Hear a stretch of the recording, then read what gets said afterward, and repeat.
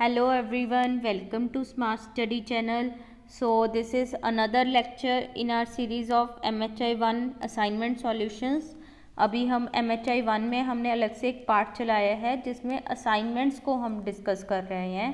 ठीक है, आपकी जुलाई 2020 की जैन 21 सेशन की जो असाइनमेंट है उसको हम अच्छे से डिस्कस कर रहे हैं. राइट, इससे पहले हमारा जो फर्स्ट लेक्चर था इस पेज पे उसमें हमने फर्स्ट 3 क्वेश्चंस डिस्कस किए हैं.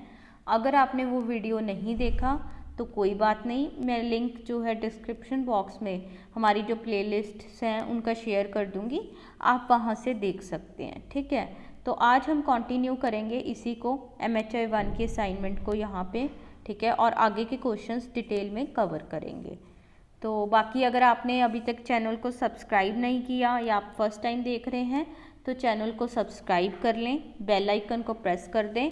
उससे क्या होगा, जो भी हमारी वीडियोस आपकी जो पोस्ट हो रही हैं वो साथ के साथ आपको नोटिफिकेशन मिल जाएगा. ठीक है, तो चलिए स्टार्ट करते हैं. फिर आज हमारा जो लेक्चर है इसमें हमारा जो फर्स्ट पार्ट रहेगा, फर्स्ट क्वेश्चन रहेगा वो है right short notes on the following. ठीक है, अभी जैसे हमने बात की थी आपको बेसिकली कुछ क्वेश्चंस जो है 20 मार्क्स के आएंगे, कुछ 10 मार्क्स के आएंगे. राइट, ये 10 मार्क्स का ईच है. एक क्वेश्चन इसमें एक पार्ट 10 नंबर का है, उसमें आपको 250 वर्ड्स 250 वर्ड्स लिखने होंगे.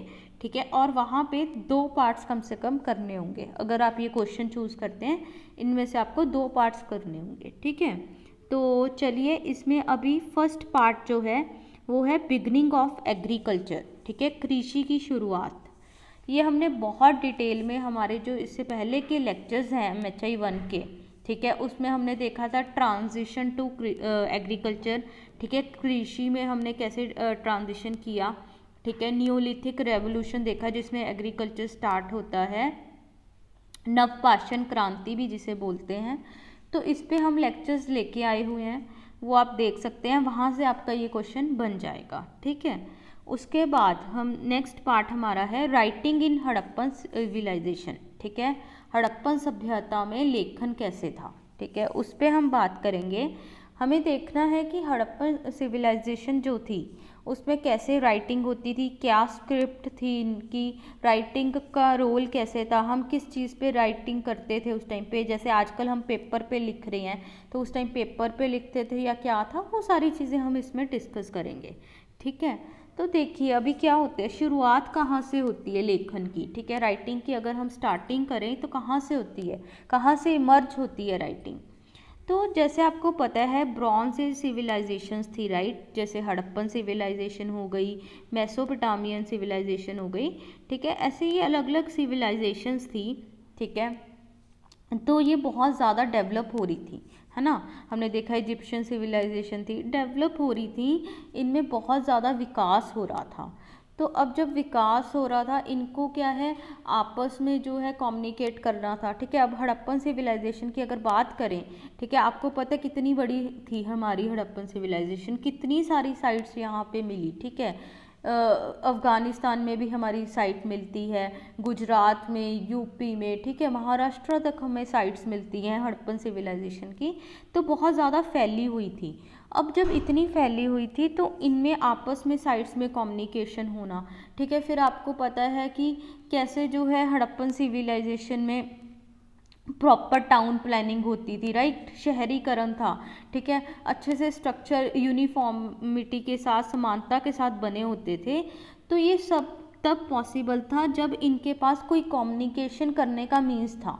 ठीक है, अभी आज हम जैसे बोल के बता रहे हैं, ठीक है, हमारे यहाँ पे भी राइटिंग में चीज़ें होती हैं, रिकॉर्ड्स बनते हैं.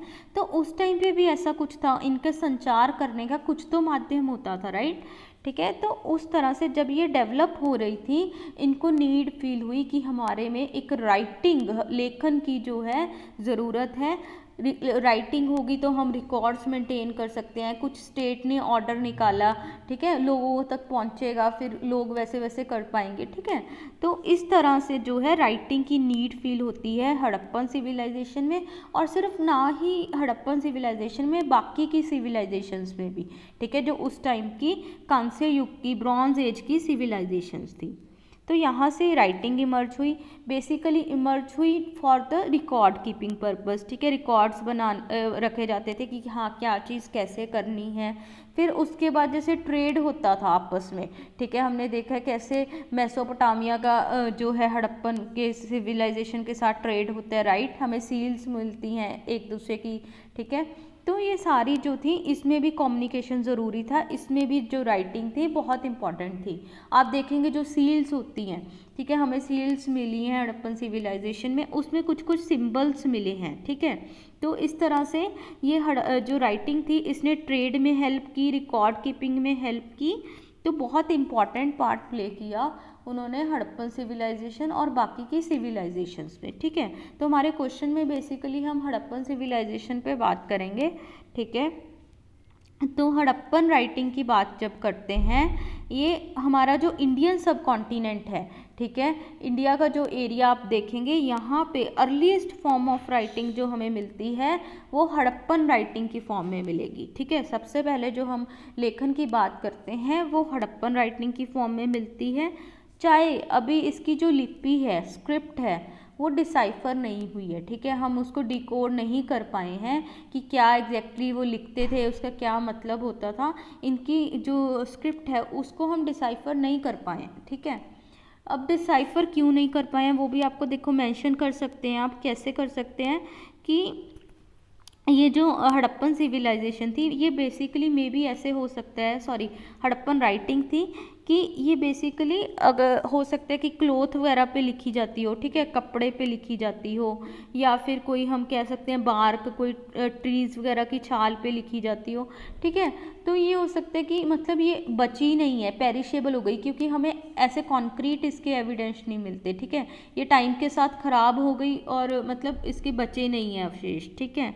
हमें कहाँ पे राइटिंग मिलती है, जैसे थोड़ी बहुत हमें पोट्री में मिल जाते हैं सिंबल्स, ठीक है, हमारी इंस्क्रिप्शंस हैं वहाँ पे थोड़ा बहुत दिख जाता है, सील्स पे दिख जाता है, राइट, ठीक है। तो वो ऐसा अच्छी खासी डिटेल में हमें नहीं मिलती, हाँ थोड़े थोड़ी हमें मिलती हैं, उनसे डिकोड करना थोड़ा ज़्यादा डिफ़िकल्ट हो जाता है, ठीक है। हमें अगर हम देखें हमें 30 साइन से भी कम जो है हमें मिले हैं, ठीक है, कोई हमें बहुत लंबी इंस्क्रिप्शन इनकी नहीं मिली, ठीक है। इसलिए जो है हमारे हिस्टोरियंस, हमारे स्कॉलर्स अभी तक अच्छे से पता नहीं लगा पाए हैं कि एग्जैक्टली क्या हमारी स्क्रिप्ट थी, ठीक है। बट हाँ ये है कि इतना ये इम्पॉर्टेंट रोल प्ले करती थी, इसने अलग अलग साइड्स को जो है बांध के रखा, ठीक है, एक समानता प्रोवाइड की, यूनिफॉर्मिटी प्रोवाइड की। तो हम ये बोल सकते हैं कि ये एक पॉलिटिकल एडमिनिस्ट्रेटिव टूल था, ठीक है, एक प्रशासनिक उपकरण था ये, तो बहुत इम्पॉर्टेंट थी, ठीक है। उसके बाद अगर हम हमारी जो रिसर्चेस हैं उसकी बात करें, वो अभी जो रिसर्चेस हुई हैं उसके बेस पे कहते हैं कि एक तो ये बाई डायरेक्शनल हो सकती है, क्योंकि हमें कुछ जो सिंबल्स वगैरह मिलते हैं वो उनसे ये पता लगता है कि देखिए एक लाइन जैसे हम लेफ़्ट टू राइट लिख रहे हैं तो दूसरी लाइन जो है राइट टू लेफ़्ट लिखी हुई है, तो मे बी ये बाई डायरेक्शनल थी, जिसको आप बोस्ट्रोफेडन स्क्रिप्ट भी बोल देते हैं। तो हमारी हो सकता है कि हमारी स्क्रिप्ट जो थी वो बोस्ट्रोफेडन थी, ठीक है। बाकी जब लैंग्वेज की बात आती है तो अलग अलग थ्योरीज़ हैं, कोई बोलता है ये जो है इंडो यूरोपियन को बिलोंग करती होगी, कोई बोलता है द्रविडियन जो हमारे साउथ की द्रविडियन लैंग्वेज है उसको बिलोंग करती होगी, ठीक है, कुछ का कहना साइनो तिब्बतन को बिलोंग करती होगी। तो अलग अलग थ्योरीज़, अलग अलग ऑप्शंस प्रपोज हुए हैं, बट हम प्रॉपरली हम श्योरिटी के साथ, ठीक है, कि हाँ पक्का से ऐसे होगा, इस लैंग्वेज को वो बिलोंग करती होगी, इस फैमिली को बिलोंग करती होगी, वो हम नहीं बोल सकते, ठीक है। बाकी ये है कि अब क्या हुआ, क्या अभी इसको क्यों अच्छे से हम नई चीज़ें मतलब डिकोड कर पाए, हमने देख लिया क्यों नहीं कर पाए। बाकी क्या हुआ, जैसे हमारी हड़प्पन सिविलाइजेशन ख़त्म हुई, ठीक है, हड़प्पन सभ्यता का एंड हुआ, वैसे ही जो हड़प्पन राइटिंग थी उसका एंड उसके साथ में ही हो गया, क्योंकि आप देखेंगे उसके बाद जो आर्यन कल्चर आता है इंडिया में, ठीक है, अर्ली वैदिक एज, उनके पास तो ओरल ही वो था, ठीक है, लिखते तो वो थे ही नहीं, जो हमारे ऋग्वेद वेदास भी हुए, ठीक है, वैदिक कल्चर था वो सारा ओरल ट्रेडिशन था, वो जो है हमारे ऋषि मुनि, ठीक है, बोल के बात करते थे, वैसे ही टीचिंग्स जो हैं। बाद में लिखना शुरू हुआ, पर अर्ली वैदिक एज में आप देखेंगे लेखन नहीं था। तो इस तरह से जब हड़प्पन सिविलाइजेशन ख़त्म हुई, उनकी राइटिंग भी उनके साथ ही ख़त्म हो गई, ठीक है। तो ये बहुत बड़ा लॉस हुआ है, क्योंकि हमें, वरना हमारी अर्लियर सिविलाइजेशन जिस पे हम इतना प्राइड करते हैं, ठीक है, गर्व महसूस करते हैं, उनकी अगर हमें राइटिंग की भी चीज़ें पता होती, हम उनके बारे में और जान पाते, राइट। बट ये हमारा मतलब आप लगा लीजिए एक तरह का लॉस है कि उनके साथ ही जो है हमारी स्क्रिप्ट भी ख़त्म हो गई, ठीक है। तो ये हमने देखा डिटेल में क्वेश्चन अबाउट हड़प्पन राइटिंग, ठीक है, हड़प्पन सभ्यता में लेखन कैसे हुआ था, ठीक है। अब हमारा नेक्स्ट क्वेश्चन है डेरियस वन, ठीक है, वेरी इंपॉर्टेंट। डेरियस वन अभी जो थे ये कौन थे? ये थे पर्शियन, एक एम्पायर होती थी, ठीक है। अर्लीस्ट हमारे एम्पायर्स अगर हम वर्ल्ड में देखते हैं तो पर्शियन एम्पायर का नाम भी आता है, और इसमें डेरियस वन जो थे वो बहुत इंपॉर्टेंट किंग थे, ठीक है। जैसे आप लगा लीजिए हम मौर्यस की बात करते हैं, मौर्यस बहुत इंपॉर्टेंट थे, राइट, इंडिया के लिए। ऐसे ही पर्शियन एम्पायर बहुत इंपॉर्टेंट थी। आपने इंडिया का भी जब हम एंशिएंट हिस्ट्री पढ़ते हैं उसमें भी पर्शियंस का आता है, राइट, ठीक है। अकेमेंड एम्पायर, इन्होंने कहीं जो इंडियन सब कॉन्टिनेंट के कुछ एरियाज थे, अफगानिस्तान वाले, गंधारा, ठीक है, वहाँ तक ये फैल गए थे। तो इनका वहाँ पे भी हमें थोड़ा बहुत पढ़ने को मिलता है, इनका रोल मिलता है पर्शियंस का, राइट, ठीक है। तो इसमें एक फेमस किंग होता है डेरियस वन, इसको हम डेरियस द ग्रेट भी बोलते हैं, ठीक है। जैसे आप देखते हैं मौर्यस में अशोका बहुत इंपॉर्टेंट है, राइट, ऐसे ही पर्शियन एम्पायर में डेरियस का बहुत इंपॉर्टेंट रोल रहा है। तो इसको हम डिस्कस करेंगे डिटेल में। इसमें हमने 10 नंबर का आपको शॉर्ट नोट आ सकता है, वो अभी असाइनमेंट में जैसे है तो वो हम देख लेते हैं। तो देखिए सबसे पहले तो अगर पर्शियन एम्पायर की बात करें, थोड़ा सा बैकग्राउंड देख लेते हैं। इसमें जो लोग रूल करते हैं बेसिकली वो कौन होते हैं, उनको हम क्या बोलते हैं, एकेमिंड्स कम्युनिटी होती है, ठीक है। कौन सी कम्युनिटी होती है? एकेमिंड, ठीक है, एकेमिंड बोलते हैं वैसे, ठीक है। तो ये रूल करते होते हैं। और पर्शियन एम्पायर को अगर देखें वर्ल्ड लेवल पे फर्स्ट ईरानियन एम्पायर होती है, ठीक है। इससे पहले जो मेडीज करके एक कम्युनिटी होती है, ठीक है, ये एम्पायर बिल्डिंग करती है। अर्लीस्ट एम्पायर बिल्डर्स जो होते हैं मेडीज होते हैं, इनको रिप्लेस करते हैं ये एकेमिंड्स, ठीक है। और एकेमिंड्स का ही पार्ट होते हैं डेरियस वन, ठीक है। तो हम साथ साथ में बाकी डिटेल में डिस्कस करते रहेंगे, आपको समझ आ जाएगा। तो पहले हम इनके सोर्सेज देख लेते हैं, क्योंकि आपको पता है हम जब भी कुछ हिस्ट्री का लिख रहे हैं, कुछ भी आंसर भी लिखना है, अगर हमें उसके सोर्सेज के बारे में पता है, ठीक है, पहले हम वो मेंशन करते हैं कि हमें इससे पता लग रहा है इसके बारे में, ठीक है। तो डेरियस वन के अगर हम सोर्सेज देखते हैं, हमें कहाँ से पता लगता है, वेरी इंपॉर्टेंट, ये आपको नाम याद रखना है, बेहिस्तून इंस्क्रिप्शन, ठीक है। एक इंस्क्रिप्शन है बेहिस्तून इंस्क्रिप्शन, उससे हमें पता लगता है, ठीक है। शिलालेख है एक बेहिस्तून, ठीक है। और एक हेरोडोटस करके हैं, उनकी ग्रीक जो है अकाउंट्स आपको मिलेंगे, ठीक है। वहाँ से पता लगता है डेरियस के बारे में, पर्शियन एम्पायर के बारे में, ठीक है। तो ये इंपॉर्टेंट सोर्सेज हैं। अब जो डेरियस वन थे, इनका जो रूल रहा है वो 522 से 486 BC तक रहा है, ठीक है। इससे पहले क्या होता है, दो और किंग्स आते हैं एकेमेंड एम्पायर के, ठीक है। पर्शियन एम्पायर की अगर हम बात करें, ठीक है, सिप्रस आता है। कौन कौन से किंग्स होते हैं आपको थोड़ा सा पता होना चाहिए, सिप्रस, ठीक है, ये भी बहुत इंपॉर्टेंट होते हैं। उसके बाद इनका सन होता है कैम्बिसिस, ठीक है। तो कैम्बिसिस के बाद थर्ड जो आते हैं वो है डेरियस वन, ठीक है। तो जो सिप्रस और कैम्बिसिस है, सिप्रस खास करके ये भी इंपॉर्टेंट रोल प्ले करते हैं पर्शियन एम्पायर को बनाने में, ठीक है। कंसोलिडेशन मतलब इधर उधर से कैप्चर करके पूरा, हम मैप भी देखेंगे आगे कि कैसे पर्शियन एम्पायर पूरा फैला हुआ था अलग अलग एरियाज में, यूरोप से लेके आप देखेंगे सेंट्रल एशिया, इंडियन सब कॉन्टिनेंट तक वो पहुंच जाते हैं। तो हम मैप में अभी कवर करेंगे। तो ये सिप्रस जो था, फिर कैम्बिसिस भी आता है, ये पूरा जो है अलग अलग टेरिटरीज को कैप्चर करते हैं। उसके बाद डेरियस वन बहुत ही ज़्यादा फेमस किंग हो जाता है, क्योंकि ये जो है उनकी कैप्चर की टेरिटरीज वगैरह को पूरा जो है रीऑर्गेनाइज करता है, एक स्टेबलाइज सिस्टम प्रोवाइड करता है, और भी एक्सपेंशन जो है पर्शियन एम्पायर की करता है।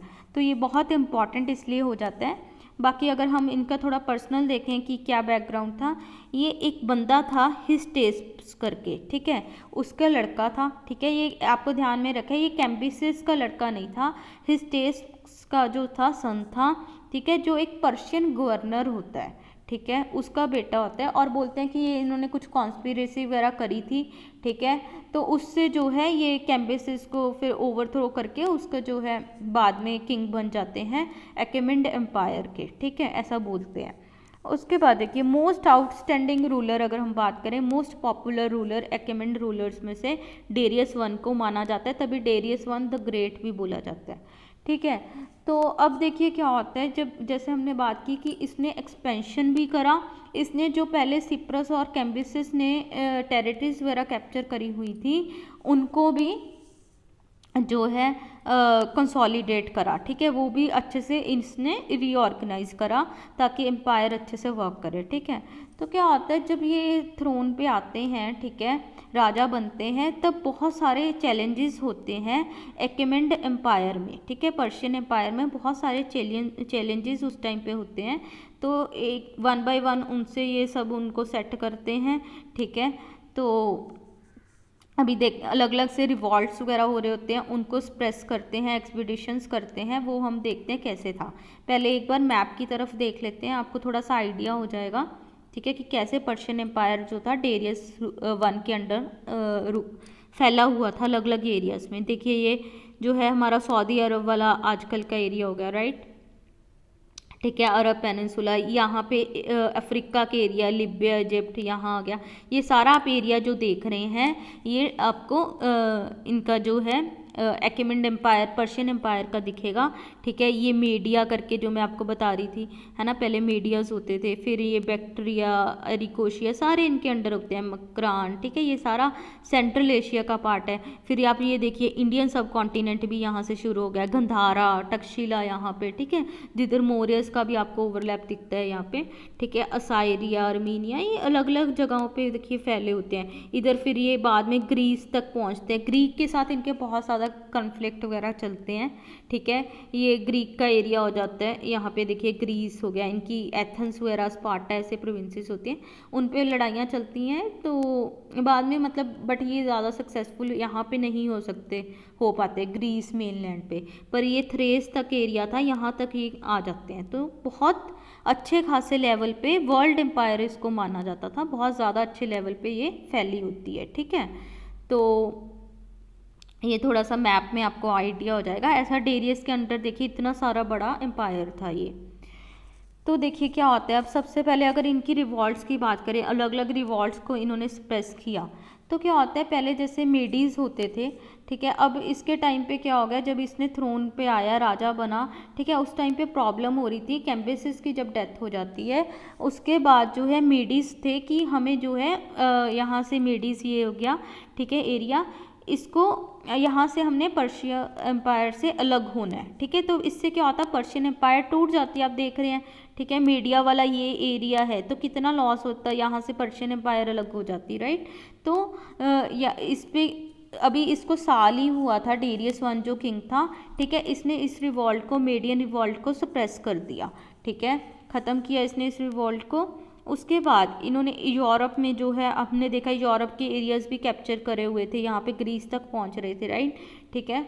तो यूरोप की एक्सपेडिशन बहुत ज़्यादा मेजर इवेंट है जब हम डेरियस की कंसोलिडेशन की और सप्रेशन की बात करते हैं रिवॉल्ट्स की, ठीक है, ये आप हेडिंग्स वहाँ पे मेंशन कर सकते हैं, ठीक है, consolidation and suppression of revolt, कैसे इन्होंने अपने एम्पायर को जो है कंसोलिडेशन की और जो भी विद्रोह वगैरह हो रहे थे, ठीक है, वो कैसे इन्होंने ख़त्म किए। और इसमें अभी फिर आपने देखा मेडियन रिवॉल्ट इन्होंने ख़त्म किया, फिर उसके बाद जैसे एगान सी वाला एरियाज था, ये थ्रेस, ठीक है, स्काइथिया हो गया, ये सारे रीजन्स को कैप्चर करते हैं। ये कुछ रीजन्स हैं आपको मेंशन करने होंगे, ठीक है। और एगान सी में, एगान सी तक ग्रीक आइलैंड्स तक ये पहुंच जाते हैं बाय 500 BC तक, ठीक है। तो इस तरह से बहुत ज़्यादा अच्छे से एम्पायर फैलती है। और उसके बाद अगर ये हम जब एक्सपेंशन की बात कर रहे हैं तो वेस्ट में आप देखिए यहाँ पे गंधारा, यहाँ पे हिंदू कुश माउंटेन्स थे, ठीक है, यहाँ तक ये पहुँच जाते हैं, और सॉरी ईस्ट में, और वेस्ट में ये एगान सी तक आ जाते हैं। तो ये पूरा ऐसे करके एक्सपैंड हो जाते हैं, ठीक है। तो ये सारा डेरियस के अंडर हुआ। उसके बाद जो है इनके ग्रीक के साथ रिलेशन अच्छे नहीं होते, जैसे हमने बात की, ठीक है। ग्रीक्स की हमेशा पर्शियन से बचती रहती है। तो इसने डेरियस ने वो भी ट्राई किया कि हम थोड़ा प्यार प्यूर से भी जो है कुछ ग्रीक्स वगैरह का हम लोग जो है रिलेशन सुधार लें, ठीक है। उसने जो भी कुछ ग्रीक्स थे इनको सपोर्ट कर रहे थे डेरियस, उनके लिए कोर्ट्स वगैरह भी ओपन करे, ठीक है। जो एनमिटी स्टेट्स थी, कुछ ज़्यादा ग्रीक के एरियाज थे, एथेंस, स्पार्टन, उनके साथ भी जो है रिलेशन इम्प्रूव करने की कोशिश करी डेरियस ने, पर वो नहीं हुआ, ठीक है। वो फाइनली मतलब रिलेशंस इनके बिगड़ते हैं उनके साथ, और इसीलिए जो है ये एथेंस को स्पेशली पनिश करना चाहता होता है डेरियस, ठीक है। तो वहाँ पे ये अपनी आर्मी भी भेजता है, जिसमें बोलते हैं 20,000 लोग थे, ताकि उनको पनिश करके आया जाए, उनको सबक सिखाया जाए, ठीक है। तो पहले प्यार से भी इसने ट्राई करा पर नहीं हुआ, फिर इसने अपनी आर्मी भी वहाँ पे भेजी, पर फाइनली आप देखेंगे पर्शियन एम्पायर बाद में जो है इसकी डेथ हो जाती है। आगे इसका सन आ जाता है डेरियस का, जर्किस, उसके अंडर जो है पर्शियन आर्मी बाद में हार जाती है ग्रीस से, ठीक है, ग्रीक से। तो ये मतलब बेसिक बट ये कि हाँ कंसोलिडेट करने में, उसके बाद एम्पायर को फैलाने में, इतने सारे एरियाज आपने देखा, इसमें डेरियस वन का जो है बहुत इंपॉर्टेंट रोल रहता है, सिर्फ एक ग्रीस वगैरह को छोड़ के, ठीक है। यहाँ पे बाकी एरियाज आप देखेंगे, वेस्ट में जो है एगान सी तक पहुँच गया, ठीक है। ग्रीस के आइलैंड्स को कैप्चर कर लेता है, बट हाँ मेनलैंड तक नहीं पहुँच पाता, ठीक है। फिर उधर जो है इंडियन सब कॉन्टिनेंट तक, हिंदू कुश माउंटेन्स तक आपको इनका एक्सटेंड दिखेगा। तो इस तरह से डेरियस वन बहुत इंपॉर्टेंट हो जाते हैं। उसके बाद अब जो डेरियस वन है हमने देखा इनके अंडर जो ये एम्पायर थी बहुत ज़्यादा एक्सटेंड कर गई थी, राइट, ठीक है। तो इसके बाद इनका जो है अलग अलग रीजन्स पे ये कॉन्कर करते हैं, ठीक है। एशिया माइनर आप देखेंगे, Asia minor, Armenia, Palestine, Syria, Mesopotamia, Egypt, Persia, ठीक है, अरब का पार्ट, फिर अफगानिस्तान, तुर्किस्तान, सारे सेंट्रल एशिया के कंट्रीज देखिए, अजरबैजान, उज़्बेकिस्तान, तजाकिस्तान, फिर इंडस वैली के भी हमारे जो पार्ट्स थे, ये देखिए हिंदू कुश माउंटेन्स, यहाँ तक इनकी बाउंड्री फैल जाती है, आप मैप में देख सकते हैं, ठीक है। तो यहाँ तक सिर्फ ये ग्रीस को इधर छोड़ के यूरोप में, ठीक है, इधर तक इनका पूरा ये फैला होता है, एशिया माइनर का एरिया, ठीक है, पर्शिया वाला ये सारा एरिया, ठीक है। होती स्टार्ट यहाँ से है ये पर्शियन एम्पायर, बट ये पूरा फैल जाती है। तो यहाँ इस तरह से हमने देखा डेरियस का रोल कंसोलिडेशन में, एक्सपेंशन में, सारा ये डेरियस के अंडर देखिए पर्शियन एम्पायर ऐसा बन जाता है, ठीक है। तो अब इतनी बड़ी एम्पायर थी फ्रेंड्स अगर, तो इसको कंट्रोल करने के लिए एक प्रॉपर एडमिनिस्ट्रेटिव स्ट्रक्चर चाहिए था, राइट। जैसे हम मौर्यस में भी देखेंगे, मौर्यस का अच्छा खासा इंडियन सब कॉन्टिनेंट में जो है एक्सपेंशन हुआ था, तो उनको वो एडमिनिस्ट्रेशन चलाने के लिए वहाँ पे प्रॉपर उनका एक स्ट्रक्चर था, राइट। तो इतनी बड़ी एम्पायर को हमेशा चलाने के लिए एक अच्छा एडमिनिस्ट्रेटिव स्ट्रक्चर चाहिए होता है, वो जो था डेरियस ने किया अपने शासनकाल में, ठीक है। तो वो हम देखेंगे कि कैसे इन्होंने क्या क्या स्टेप्स लिए, बहुत इंपॉर्टेंट है। इसको जो है हम नेक्स्ट लेक्चर में डिस्कस करते हैं, ठीक है। क्या इनका एडमिनिस्ट्रेशन में इन्होंने कैसे जो है इतनी बड़ी एम्पायर को संभाला, और फिर इनका रिलीजियस एटीट्यूड भी हम देखेंगे, ठीक है। क्योंकि देखिए अलग अलग तरह के यहाँ पे लोग थे, अलग रिलीजन्स के, क्योंकि अलग अलग जगह कैप्चर हुई है, राइट। अलग रिलीजन्स थे, अलग अलग सबकी लैंग्वेज थी, सबको एक रखने के लिए डेरियस ने क्या किया ताकि ज़्यादा रिवॉल्ट्स ना हो, ठीक है। तो वो हम देखते हैं नेक्स्ट लेक्चर में, इसको कवर करेंगे, क्योंकि अभी वीडियो फिर ज़्यादा लंबा हो जाएगा, ठीक है। तो इसको कवर करेंगे, बाकी आगे के क्वेश्चंस हम फिर नेक्स्ट लेक्चर में देखेंगे, ठीक है। तो टिल देन अगर आपने बाकी लेक्चर्स नहीं देखे वो आप देख सकते हैं, ठीक है। मैं MHI 1-4 MHI 4 में हम बहुत इंपॉर्टेंट क्वेश्चंस जो फ्रेंड्स बहुत जिनके चांसेस हैं आपके एग्जाम्स में आने की, उनको डिस्कस कर रहे हैं अच्छे से, ठीक है। तो वो आप देख सकते हैं, मैं लिंक डिस्क्रिप्शन बॉक्स में शेयर कर दूँगी। तो चलिए मिलेंगे फिर हम नेक्स्ट लेक्चर में। Till then bye bye and be safe. Thank you.